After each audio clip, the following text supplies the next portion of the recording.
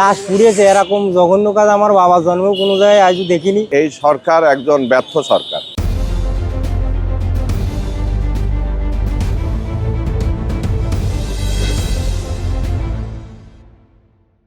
সারা বাংলাদেশে না, সারা বিশ্বে এরকম কোনো নদীর আছে বলে আমার মনে হয় না যে একটা মানুষকে কবর থেকে উঠিয়ে পোড়ানো।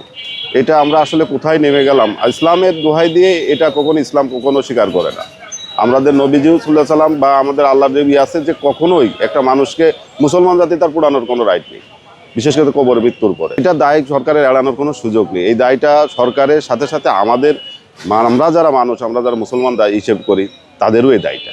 কবরের লাশ যারা পুড়াচ্ছে এরা কারা, এবং যে বর্তমানকের যে একটা মৃত ব্যক্তির দাফন করা হয় কবরের মধ্যে নিরাপত্তা দেওয়ার জন্য, সে নিরাপত্তা এখন যদি লাশই যদি নিরাপত্তায় পৃথিবীর বুকে না থাকে তাহলে এর মতন জঘন্য কাজ নাই। কি জন্য বর্তমানকে সরকারের আমলে যে পরিমাণের আপনার হলো গুম খুম চুরি ডাকাতি, তারপরে আপনার রাহাজানি মারামারি বিভিন্ন কোয়ালিটির চলছে, আমি তো মনে করি যে আমরাও নিরাপত্তা না, এখন আছে একটু পরে নাই।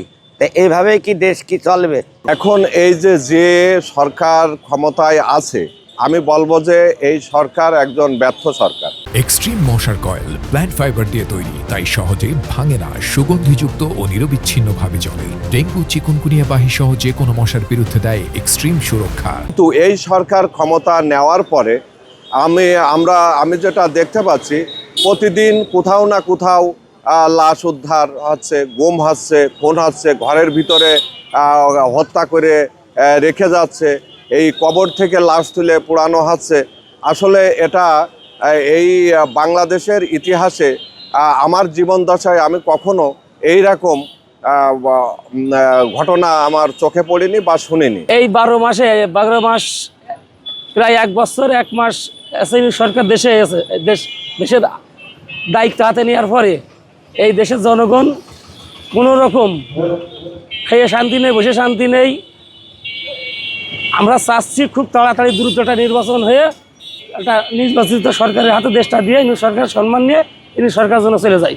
এই কবরের লাশ পুড়িয়ে ফেলছে, এর মতো ভিক্ষাজনক আর কিছু হয় না। আমি মনে করি যে এই যত বছর হচ্ছে যত ক্ষমতা আমরা দেখেছি পর্যন্ত, যে কবর থেকে লাশ তুলে পুড়িয়ে দিচ্ছে, এর মতো ভিক্ষার বাংলাদেশে আর কিছু হয় না। লাশ পুড়িয়েছে এরকম জঘন্য কাজ আমার বাবার জন্মেও কোনো জায়গায় আজও দেখিনি। আর এই সরকার আসার পরেতে কোনো লোকের ব্যবসা বাণিজ্য নেই, ভাড়া ভুটো আসছে না, এবং আমরা এর আগে যে ইনকামগুলো করতাম হচ্ছে না। এখন মানুষের কোনো নিরাপত্তা নেই। একজন লোক গরু কিনতে যাবে তাও টাকা পয়সা নিয়ে নিরাপত্তা নেই, ব্যাংকেতে টাকা তুলে আনবে তাও নিরাপত্তা নেই। আগের থেকে এখন মানুষ খুব মনে করেন যে এত পরিমাণে তো লাঞ্ছিত।